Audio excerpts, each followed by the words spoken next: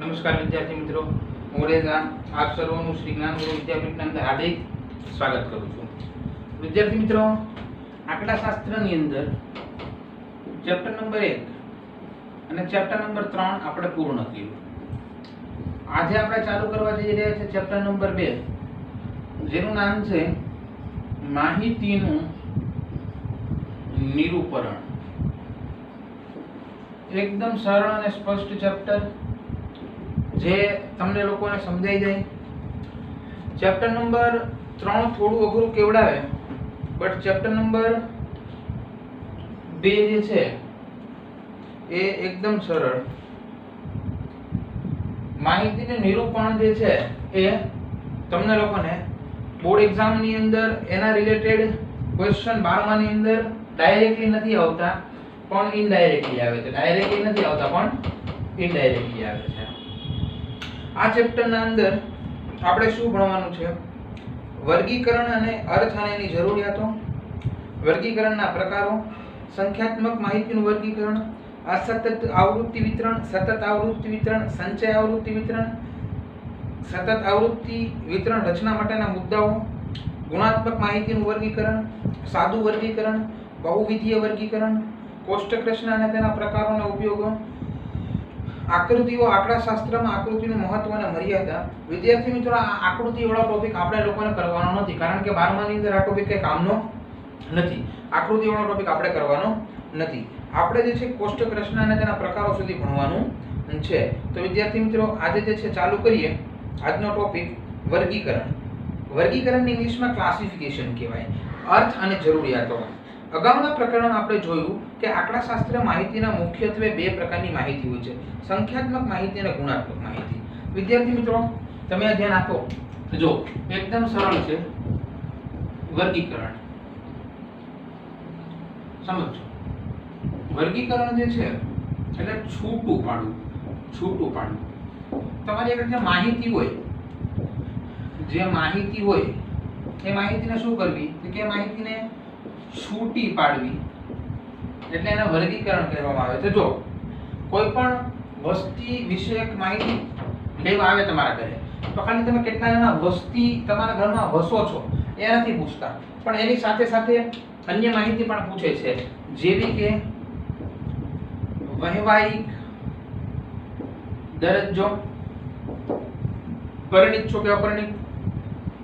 સાથે વિદ્યાર્થી મિત્રો બીજું શું પૂછે છે કે સાથે સાથે કેટલા સ્ત્રી છે, કેટલા પુરુષ છે, કેટલા બાળકો છે, બાળકોમાંથી કેટલા બાળકો ભણે છે, બાળકો અભ્યાસ કરે છે, પુરુષ છે તો પુરુષ જે છે શું કાર્ય કરે છે. આ આટલી બધી માહિતી એક ફોર્મના અંદર ભરાવે છે. પછી દરેક જિલ્લા વાઇઝ, દરેક શેરી વાઇઝ, દરેક ગામ વાઇઝ, દરેક તાલુકા વાઇઝ જે ફોર્મ ભેગા થાય છે એ ફોર્મમાંથી માહિતી છૂટી પાડે છે. જે માહિતી છૂટી પાડે ને એને વર્ગીકરણ કહેવાય.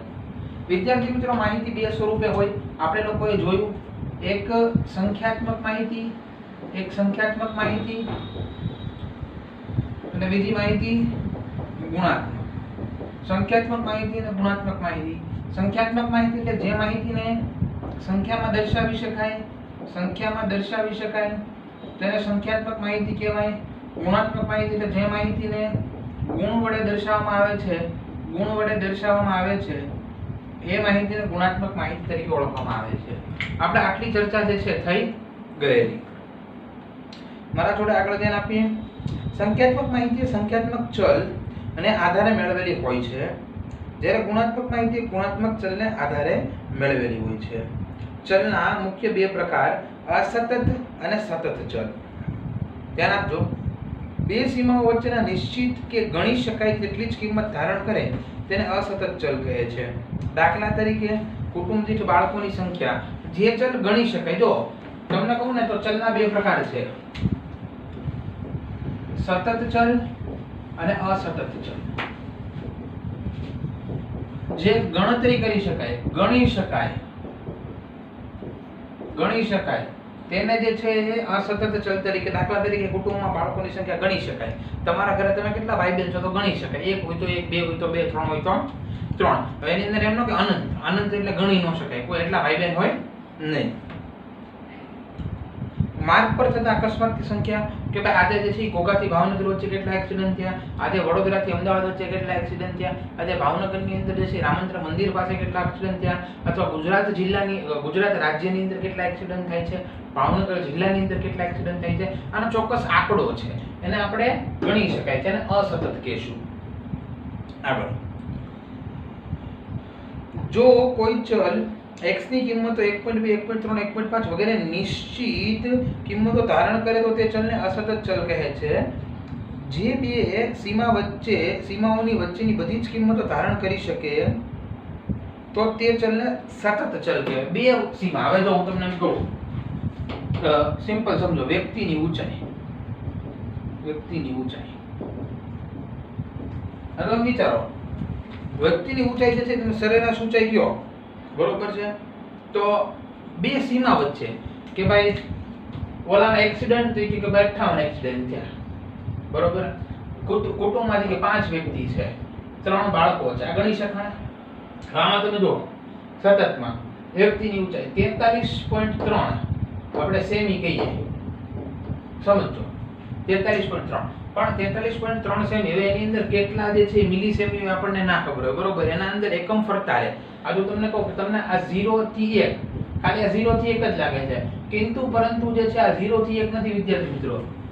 આ તમે જો 0.00001, 0.0001, 0.999999, 0.787675, 0.1234, 0.1321, આ બધું જે છે ને એમાં આવ્યું 0 થી, આ બધું જે છે 0 થી 1 ની વચ્ચે આવ્યું. એટલે તમે એવું માનતા હો કે આ જે છે એ 0 થી 1 છે, તો આ 0 થી 1 નથી, આની વચ્ચે જે સીમા ધારણ કરે છે એને આપણે સતત ચલ કહીએ છીએ. સતત એટલે કન્ટિન્યુ ચાલ્યા કરે, એને કોઈ દિવસ ગણી શકાય નહીં. જ્યારે તમે અહીંયા કે 38 એક્સિડન્ટ, તો તમે તરત ગણી શકો 38 એક્સિડન્ટ થયા ભાઈ, બરોબર છે. આગળ સમજીએ, ધ્યાન આપો. દિવસનું મહત્તમ તાપમાન વગેરે સતત ચલના ઉદાહરણો છે. વ્યવહારમાં સામાન્ય રીતે જ્યારે ચલની કિંમત મેળવવા માટે ગણતરી કરવી પડતી હોય ત્યારે તે ચલને સતત ચલ કહેવામાં આવે છે. જેમ કે કુટુંબ, બાળકોની સંખ્યા ગણવી પડે, માર્ગ પર થતા અકસ્માતની સંખ્યા ગણવી પડે. જે ચલની કિંમતો મેળવવા માટે માપણી કરવી પડતી હોય છે, એટલે કે ચલની કિંમત સાથે માપનો એક એકમની જરૂર હોય. 38 એક્સિડન્ટ, 38 કિલોગ્રામ એક્સિડન્ટ, એવું કે 38 કિલોગ્રામ એક્સિડન્ટ. વજન જે એકમ આરો લાગે, સતતમાં આવી જાય, ખાલી આંકડા માહિતી મળે એ અસતતમાં આવે, એમ પણ તમે યાદ રાખી શકો. તો ચલની કિંમત સાથે માપનો એકમ જરૂરી હોય તો તેને સતત ચલ કહેવામાં આવે છે. જેમ કે વ્યક્તિની ઊંચાઈ સેમી કે ઇંચ કે ફૂટનું મપાય, માપમાન, મહત્તમ તાપમાન સેલ્સિયસમાં મપાય, અસતત ચલ દ્વારા રજૂ થતા ઉદાહરણો છે. અને સતત ચલ દ્વારા રજૂ થતા ઉદાહરણો સતત સંખ્યાત્મક માહિતી કહેવામાં આવે છે. સમષ્ટિ તપાસ અથવા નિદર્શ તપાસને અંતે મળતી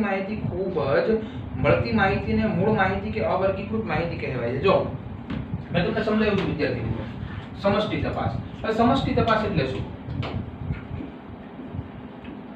સમષ્ટિ તપાસ એટલે એકમના ક્ષેત્રને આવરી લેતો તપાસનો તમામ સમૂહ. રિલાયન્સ છે અથવા ટાટા છે, તો ટાટાના અંદર કાર્ય કરતા દરેક કર્મચારી ની માહિતી. તો આ વિદ્યાર્થી મિત્રો જે છે સમષ્ટિ તપાસ છે. કેવી તપાસ છે? સમષ્ટિ તપાસ છે, બરોબર છે. તો આપણને અહીંયા શું કીધું છે, ધ્યાન આપજો. સમષ્ટિ તપાસના અંતે અથવા નિદર્શ તપાસના અંતે મળતી માહિતીને મૂળ માહિતી કે અવર્ગીકૃત માહિતી કહેવાય. આ મૂળ માહિતી કહેવાય. તમને માહિતી મળી કે ટાટાની અંદર 2000 કર્મચારી કામ કરે છે, તો એને મૂળ માહિતી. તો અવર્ગીકૃત, જેને આપણે હજી વર્ગીકરણ કર્યું નથી, આ 2000 કર્મચારીમાંથી મેનેજર કેટલા, બરોબર, પછી સાથે સાથે જે છે મેનેજરની સાથે સાથે જીકેભાઈ મેનેજરની સાથે સાથે જે છે એના અંદર ડિપાર્ટમેન્ટ વાઇઝ જે છે સુપરવાઇઝર કેટલા, આ બધી વસ્તુ જે છે તમારે એની અંદર આવતી હોય છે. આ બધી વસ્તુ તમારે એની અંદર આવતી હોય છે, બરોબર. આગળ વધીએ. આ માહિતીની અવ્યવસ્થિત સ્વરૂપમાં હોવાથી તેનો ઉપયોગ કરી આંકડાશાસ્ત્રીય વિશ્લેષણ કરવામાં મુશ્કેલી પડતી હોય છે.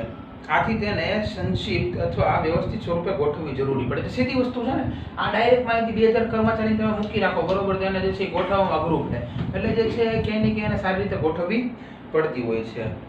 આગળ, અવર્ગીકૃત માહિતીને સંક્ષિપ્ત અને વ્યવસ્થિત સ્વરૂપમાં ગોઠવવાની ક્રિયાને માહિતીનું વર્ગીકરણ કહે છે. જો માહિતીનું વર્ગીકરણની વ્યાખ્યા આપી કે જે મૂળ સ્વરૂપની માહિતી છે, અહીંયા આપજો, જે મૂળ સ્વરૂપની માહિતી છે, મૂળ સ્વરૂપની માહિતી તેનું વર્ગીકરણ કરવામાં આવે,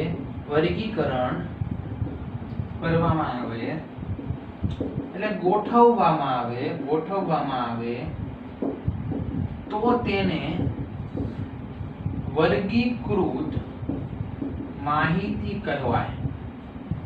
સીધી વસ્તુ છે વિદ્યાર્થી મિત્રો, સમજાઈ જાય એવું છે. જે માહિતી આડાવડે છે, આપણે કેમ આપણો કુબાડ જે છે ઘણીવાર રવિવારે નવરાવો તો ગોઠવીએ, પછી બીજું, એટલે આ જે છે ને એક માહિતીને ગોઠવવાની વાત છે, બીજી કશિયાની અંદર વાત કરવામાં આવી નથી. બરોબર છે, બીજી કશિયામાં વાત કરવામાં આવી નથી. ઓકે, સાથે સાથે આગળ વધીએ. શું કહે છે? જો અવર્ગીકૃત માહિતીને સંક્ષિપ્ત અને વ્યવસ્થિત સ્વરૂપમાં ગોઠવવાની પ્રક્રિયાને માહિતીનું વર્ગીકરણ કહે છે, અને તે ગોઠવેલ માહિતીને વર્ગીકૃત માહિતી કહે છે. દાખલા તરીકે એક અઠવાડિયાના દિવસો દરમિયાન કોઈ એક વસ્તુનું દૈનિક વેચાણ માંગ અનુસાર 12, 16, 8, 12, 8, 8, 10 એકમ હોય, એકમ હતી એવું માલુમ પડ્યું. એટલે અઠવાડિયાનું વેચાણ તમને કીધું કે 12 એકમ છે, 16 એકમ છે, 8 એકમ છે, 12 એકમ છે, 8 એકમ છે, 8 એકમ છે, 10 એકમ છે. કોઈ એક દુકાનદારે જે છે 12 એકમ વેચ્યું, 8 એકમ વેચ્યું, 8 રોજનું અલગ અલગ વેચાણ થાય, સ્વાભાવિક વસ્તુ છે. ઓકે, તો જો આને જે છે તમારે એકદમ સારી રીતે જે છે ગોઠવો, તમે કઈ રીતે ગોઠવી શકો? તો આ અવર્ગીકૃત માહિતી પરથી સ્પષ્ટ રીતે જોઈ શકાય કે અઠવાડિયા દરમિયાન વસ્તુની માંગ 8 એકમ હોય એવા કેટલા દિવસ છે? તો કે તમે ઓલામાં જુઓ કે 3 દિવસ, કારણ કે તમારો ક્વેશ્ચન શું છે? 12, 16, 8, 12, 8, 10. જો આને મારે ગોઠવવું હોય તો કઈ રીતે ગોઠવાય? થોડું ધ્યાન આપો. એકદમ સરળ છે વિદ્યાર્થી મિત્રો, તરત આવડી જશે. કઈ રીતે ગોઠવાય? જો 12, 16, 8, 12, 8, 8, 10, 12, 16, 8, 12, 8, 8, 10. જો તો જોઈએ. તો વિદ્યાર્થી મિત્રો આપણને જે છે ડાયરેક્ટલી ખબર પડે કે અહીંયા જે છે 8 કેટલી વાર છે, કે 8 3 વાર છે. તો આને હરખી રીતે ગોઠવીએ તો આપણે શું કરી શકીએ? જે કે આપણે જોઈએ કે અહીંયા જે છે વસ્તુનું વેચાણ જે છે કેટલા દિવસ થાય છે, વસ્તુની માંગ, કે વસ્તુની માંગ જે છે આપણે આવી રીતે લખી શકીએ, વસ્તુની માંગ કે 8, 10, 12 અને 16 દિવસની સંખ્યા, દિવસોની સંખ્યા આપ જોઈ શકો છો અહીંયા કે 8 એવા 3 દિવસ છે, 10 એવા 1 દિવસ છે, 12 એવા 2 દિવસ છે, 16 એવા 1 દિવસ છે. તો આ વ્યવસ્થિત સ્વરૂપે જો તરત કોઈ ટેબલ સમજો ને અભણ માણસ તો એને ખબર પડે કે ભાઈ વસ્તુની માંગ કે 8 વસ્તુની માંગ હતી એવા 3 દિવસ હતા. તમે સમજો છો કે ખરેખર ચેપ્ટર નંબર 3 માં સવાલ બનાવવા માટે ચેપ્ટર નંબર 2 ની જરૂર પડે. જે વિદ્યાર્થીને ચેપ્ટર નંબર 2 આવડતું હોય ને ચેપ્ટર નંબર 3 ના સવાલ બનાવી શકે. એની પાછળનું કારણ છે આપણને આવા સવાલ આપતા. અને આપણે જે છે એ વિદ્યાર્થી મિત્રો આને આપણે x લેતા અને આપણે f લેતા. એટલે ખાસ તમારે લોકોને ધ્યાન આપવાનું કે જ્યારે આપણે આ રીતે કરતા હોઈએ ત્યારે તમે એવો વ્યવસ્થિત સ્વરૂપમાં લખો તો તમે એકદમ સારી રીતે જે છે એને લખી શકો છો. એટલા માટે જે છે આપણે કામ કરવું પડે છે. હજી જે છે આ લેક્ચર લગભગ જે છે એ 10 મિનિટ ચાલશે. ઓકે, ચલો આગળ વધીએ પાછા. તો કે યસ સર, તો આ વ્યવસ્થિત સ્વરૂપે ગોઠવાઈ ગયું છે. આગળ વાત કરીએ. આમ આપેલી અવર્ગીકૃત માહિતીને સંક્ષિપ્ત રજૂ કરવાની પદ્ધતિને વર્ગીકૃત કહે છે. આંકડાશાસ્ત્રના અભ્યાસ વર્ગીકરણની જરૂરિયાત મુખ્યત્વે નીચેના કારણોસર છે. પહેલું, વિસ્તૃત માહિતીને સંક્ષિપ્ત, સરળ અને આકર્ષક રીતે રજૂ. આ કેટલી કે આ આકર્ષક રીતે રજૂ તો x આવી ગયું, f આવી ગયું. વિસ્તૃત માહિતીને સરળ, સંક્ષિપ્ત અને આકર્ષક રીતે રજૂ કરી શકાય. શું લેવા આપણે વર્ગીકરણની જરૂર પડે છે? વર્ગીકરણની જરૂરિયાત શું? કે વર્ગીકરણની જરૂરિયાત આપણે એને જે છે સરળ, આકર્ષક અને સંક્ષિપ્તમાં લખી શકાય. ઓકે, બીજું જે કે આગળ વધીએ. આપેલ માહિતીના જુદા જુદા લક્ષણો વચ્ચે સરખામણી કરી શકાય. વર્ગીકરણમાં માહિતીના સમાન ગુણ અનુસાર સમૂહમાં વહેંચાતા હોવાથી સરખામણી સરળ બને છે. તમે સરખામણી કરવી હોય ને, સરખામણી કે ભાઈ સરખામણી જે છે, સરખામણી એ સરળ બને છે, એ સરળ બને છે. જો એક તો આકર્ષક, સરળ અને સંક્ષિપ્તમાં લખી શકાય. સરખામણી કેવી બને? સરખામણી સરળ બને. સમય, શક્તિ અને ખર્ચ બચે. બચત કરવા માટે આપણે જે છે એ આપણું પૃથ્થકરણ કરીએ છીએ. જો કોઈ એકવાર તમારો સમય, શક્તિ અને ખર્ચ જે છે ખર્ચાશે, થશે, પણ એને પછી જ્યારે જે પણ વ્યક્તિ આ માહિતીનો ઉપયોગ કરશે એનો સમય, શક્તિ અને ખર્ચ બચશે. ખર્ચ બચશે. આવું ક્યારે થાય વિદ્યાર્થી મિત્રો? કે જ્યારે એકવાર બધું કરવું પડશે, સમય આપવો પડશે, કારણ કે બનાવવા માટે મહેનત તો જોઈએ ને. બરોબર, આપણે તો નાના નાના આંકડા લીધા. બહુ મોટા આંકડા હોય તો જે મગજ વાપરીને બનાવવું પડે છે. આપણે આગળ આવશે કોષ્ટક રચના, બરોબર છે, ત્યારે આપણે જે છે જોવાનું છે. આગળ, અભ્યાસ ક્ષેત્રના જુદા જુદા લક્ષણો વિશે સરળતાથી માહિતી મેળવવા માટે. જો જુદા જુદા લક્ષણો વિશે, અલગ અલગ લક્ષણો, જુદા જુદા લક્ષણો વિશે આપણે સરળતાથી માહિતી મેળવી શકીએ. સરળતાથી માહિતી મેળવી શકીએ. જે અલગ અલગ જુદા જુદા લક્ષણો છે એની યાર આપણે જે છે સરખાવી શકીએ. ઓકે, તો આપણે કયા કયા ટોપિક વિશે અભ્યાસ કર્યો વિદ્યાર્થી મિત્રો? કે સૌથી પહેલો ટોપિક જે છે એવો હતો કે વર્ગીકરણનો અર્થ. કે જે મૂળ સ્વરૂપની માહિતી છે, સમષ્ટિના અંદરથી અથવા નિર્દેશના અંદરથી જે માહિતી મળે છે, જે માહિતી મૂળ સ્વરૂપની છે, એ માહિતીને વર્ગીકૃત કરવા માટે અથવા તો જે છે યોગ્ય સ્વરૂપ આપવા માટે અથવા તો જે છે સરળતા માટે ગોઠવવા માટે આપણે જે છે જે રીતે જે યોગ્ય ગોઠવણી કરી એને વર્ગીકૃત માહિતી કહેવામાં આવે છે. એટલે કે આની વ્યાખ્યા આ પ્રમાણે થાય: મૂળ સ્વરૂપની માહિતીનું વર્ગીકરણ કરવામાં અથવા તો ગોઠવવામાં આવે છે તેને વર્ગીકૃત માહિતી તરીકે ઓળખવામાં આવે છે. તેને વર્ગીકૃત માહિતી તરીકે ઓળખવામાં આવે છે. ઓકે, માહિતીના જે છે એ મુખ્યત્વે બે પ્રકાર છે. કયા કયા? જે આપણને યાદ હોવા જોઈએ: ગુણાત્મક માહિતી અને સંખ્યાત્મક માહિતી. જે માહિતી ગુણમાં દર્શાવવામાં આવે છે એને ગુણાત્મક માહિતી કહેવાય છે. જે માહિતી સંખ્યામાં દર્શાવવામાં આવે છે એને સંખ્યાત્મક માહિતી તરીકે આપણે ઓળખીએ છીએ. ગુણાત્મક માહિતીના ઉદાહરણ શું? કે ગુણાત્મક માહિતીના ઉદાહરણ જે છે આપણને બધાને ખબર છે: સુંદરતા, પછી જે છે ગુસ્સો, સ્વભાવ. સંખ્યાત્મક માહિતી એટલે એકમ, પછી માનો કે કોઈ નંબર. પછી આગળ વધ્યા તો આપણને ખબર પડી સતત માહિતી અને અસતત માહિતી. જે માહિતીને ચોક્કસ એક એકમ વડે દર્શાવવામાં આવે છે તેને અસતત માહિતી કહે છે. ફરીવાર, જે માહિતીને કોઈ ચોક્કસ એકમ વડે દર્શાવવામાં આવે છે તેને અસતત માહિતી કહે છે. દાખલા તરીકે વ્યક્તિમાં, કુટુંબમાં વ્યક્તિની સંખ્યા, અકસ્માતની સંખ્યા. આવા ઉદાહરણ જોયા હતા. એના પછી શું આપણે ડિસ્કશન કર્યું? કે એના પછી જે છે સતત માહિતીનું ડિસ્કશન કર્યું. સતત માહિતીની અંદર હું તમને લોકોને વાત કરું તો સતત માહિતીની અંદર જે બે વર્ગની વચ્ચે આવતી માહિતી, દાખલા તરીકે વ્યક્તિની ઊંચાઈ, તો પ્રોપર ઊંચાઈ ન માપી શકાય. અથવા તો તમે એમ કહી શકો કે એની પાછળ જો એકમ લાગતો હોય તો પણ તેને જે છે એ કેવી માહિતી કહેવામાં આવે છે? તો પણ તેને જે છે સતત માહિતી તરીકે ઓળખવામાં આવે છે. ઓકે, આટલી વસ્તુ જોઈ. પછી જે છે આપણે લોકો એક ઉદાહરણ જોયું વર્ગીકરણનું. આપણને માહિતી આપી હતી 12, 16, 8, 12, 8, 8, 10. તો આને પ્રોપર સરખી રીતે આપણે ગોઠવું. કઈ રીતે ગોઠવણી કરી? કે આની ગોઠવણી જે છે આપણે એવી રીતે કરી, વસ્તુની માંગ કરી નાખી. 8, 10, 12, 16. 3 દિવસ એવા છે જ્યારે 8 વસ્તુની માંગ થાય છે. 1 દિવસ એવો છે જ્યારે 10 વસ્તુની માંગ થાય છે. 2 દિવસ એવા છે જ્યારે 12 વસ્તુની માંગ થાય છે. અને 1 દિવસ એવો છે જ્યારે 16 વસ્તુની માંગ થાય છે. ત્યારબાદ આપણે લોકોએ શું જોયું કે વર્ગીકરણની જરૂરિયાત શા માટે છે? તો કે સરળ, આકર્ષક, સંક્ષિપ્તમાં લખી શકાય એટલા માટે વર્ગીકરણ કરીએ છીએ. સરખામણી પણ સરળ બને. બરોબર છે. સમય શક્તિ એક જ વાર ખર્ચાય, પછી સમય શક્તિનો એનો બચાવ થાય અને જુદા જુદા લક્ષણોની માહિતી આપણે સરળતાથી મેળવી શકીએ. ઓકે, જોઈ લો.